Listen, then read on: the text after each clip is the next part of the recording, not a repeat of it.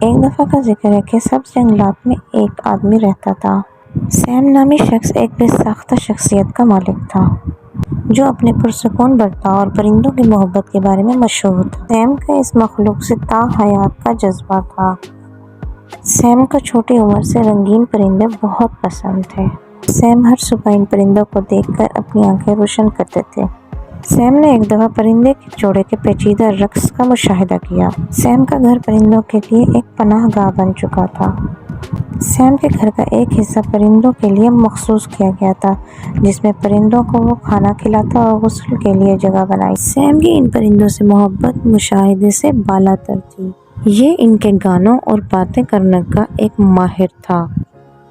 اس کے پڑوسی اکثر حیران ہوتے تھے کہ یہ اپنے پرندوں کے ساتھ کس طرح سے گل مل کر باتیں کرتا رہتا ہے۔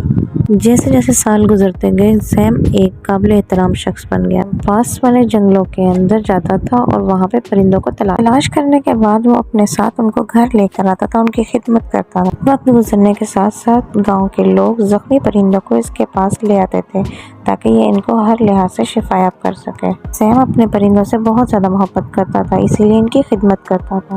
ایک دن گاؤں کے قریبی نیوز اسٹیشن میں لوگوں نے سیم کو بلایا اور اس کے بعد اس سے پرندوں کے بارے میں بہت کچھ سیکھا۔ نئے وسائل کے ساتھ سیم نے پرندوں کے لیے ہر طرح کی محفوظ جگہیں تیار کی جس میں مختلف گھونسلے اور پرندوں کو محفوظ رکھنے کے لیے ہر طرح کی جگہ بنا کر دی۔ سیم کا مقصد فلاح و بہبود کو یقینی بنانا تھا۔ پرندوں سے محبت صرف سیم کو تقویت نہیں بخشتی تھی بلکہ گاؤں کے اندر موجود بہت سارے لوگوں کو بھی تقویت بخشتی تھی اور لوگ اس بات سے بہت زیادہ متاثر ہوتے تھے۔ سیم نے پرندوں سے محبت کا اظہار ایک حیرت انگیز انداز میں کیا تھا جو لوگوں کو متاثر کرتا تھا۔ سیم کی یہ کہانی یاد دہانی کے طور پر کام کرتی ہے۔